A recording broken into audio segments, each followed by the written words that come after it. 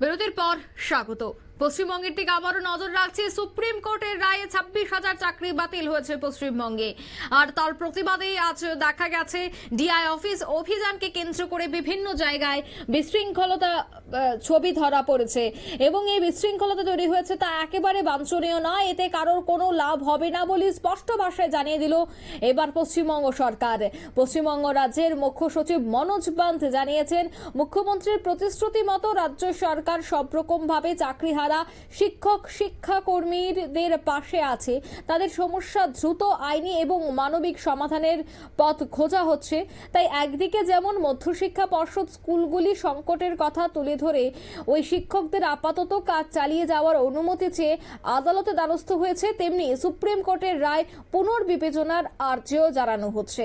তবে সে বিষয়ে বিস্তারিত জানবো, টেলিফোন লাইনে যুক্ত হয়ে গেছে প্রতিনিধি শান্তনু পান। শান্তনু, যে কথা বললেন আজ পশ্চিমবঙ্গের মুখ্য সচিব মনোজ পান্থ, তিনি একদিকে বলেছেন যে ব্যক্তিগতভাবে কাউকে আক্রমণ করা হচ্ছে না, কিন্তু হ্যাঁ, যদি কোনো ধরনের উচ্ছৃঙ্খলতা তৈরি করা হয় রাজ্যে তাহলে ব্যবস্থা গ্রহণ করা হবে।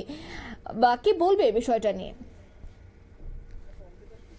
যে রাজ্য সরকারের মন্ত্রীরা বলছেন এমনটা কিন্তু নয়। আমরা দেখলাম যে রাজ্য সরকারের মন্ত্রীর পর এবার কিন্তু খোদ রাজ্য সরকারের যিনি পশ্চিমবঙ্গ সরকারের মুখ্য সচিব রয়েছেন মনোজ পান্থ, তিনি এবং মনোজ ভার্মা দুজন মিলে একটি আজকে সাংবাদিক সম্মেলন করেছেন নবান্নে। সেখানে কিন্তু শিক্ষকদেরকে বলা হয়েছে সেই সাংবাদিক সম্মেলনের মধ্য থেকে যে আপনারা যেই ধরনের কাজকলাপ করছেন তা কিন্তু একেবারেই সমর্থনযোগ্য নয়। অর্থাৎ এই বার্তাটাই দিতে চেয়েছেন যে আপনারা পারলে ডিআই অফিসে যান, সেখানে ডেপুটেশন নেন, সেই বিষয়ে কোনো আমাদের আপত্তি নেই, কিন্তু আন্দোলনের নামে রাস্তায় নেমে যদি কোনো ধরনের কোনো বিশৃঙ্খলা তৈরি করেন, সেই বিশৃঙ্খলা কিন্তু পুলিশ প্রশাসন একেবারেই বরদাস্ত করবে না। তার কারণ মুখ্যমন্ত্রী ইতিমধ্যে আপনাদেরকে জানিয়েছে যে আপনাদের বিষয়ে ভাবা চলছে সরকারের পক্ষ থেকে, তার জন্য বেশ কিছুটা সময় প্রয়োজন এবং আপনারা চাইলে পরবর্তীকালে আরো যে আলোচনার টেবিল রয়েছে সেই আলোচনার টেবিলে কিন্তু আসতে পারেন, সবসময় খোলা রয়েছে।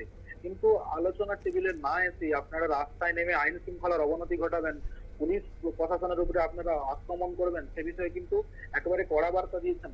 পাশাপাশি সেটা জানিয়েছেন যে এক সার্জেন্ট সহ কিন্তু ইতিমধ্যেই 6 জন পুলিশ আহত হয়েছেন।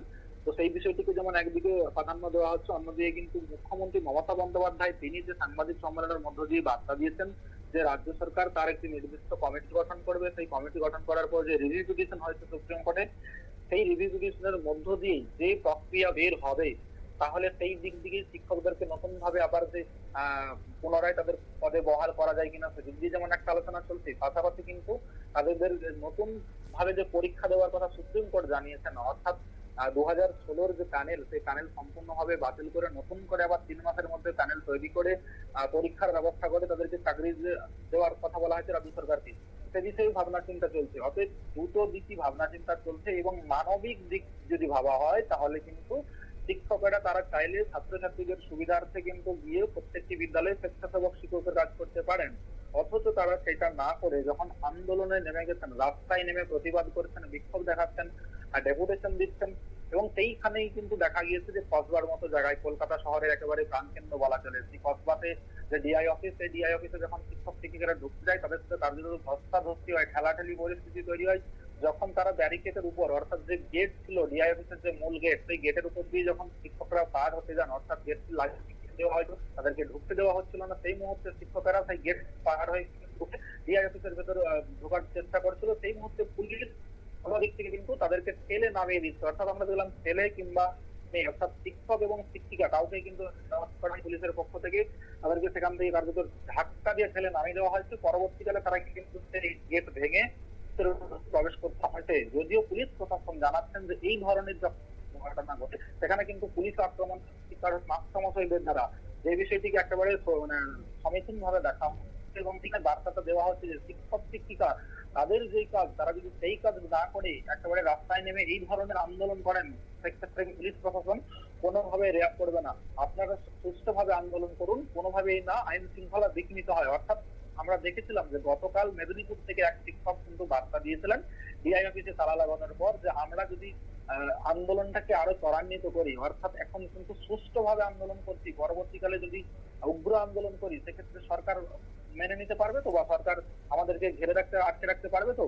আর সেই বার্তার থেকেই কিন্তু আজকে দেখেছি যে আজকেও কিন্তু বেশ কিছু জায়গায় বিশৃঙ্খলা হয়েছে এবং পরবর্তীকালে মনোজ ভার্মা তিনি কিন্তু সাংবাদিক সম্মেলন করে বিষয়টিকে একদম স্পষ্ট বার্তা দিতে চেয়েছেন যে আগামীকাল থেকে কিন্তু পুলিশ প্রশাসন একদম সক্রিয় হাতে মোকাবিলা করবে এই ধরনের আন্দোলনকে, সেটা একদম কড়াভাবে তিনি কিন্তু বুঝিয়ে দিয়েছেন।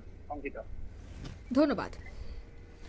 অর্থাৎ এই পুরো ঘটনায় এবার পুলিশ সক্রিয় ভূমিকা পালন করবে। পুলিশের যে বক্তব্য তা হচ্ছে যে কোনোভাবেই বিশৃঙ্খলতা তৈরি করা যাবে না, এবং সেক্ষেত্রে আগামী দিন থেকে কিন্তু কঠোর হচ্ছে পুলিশ।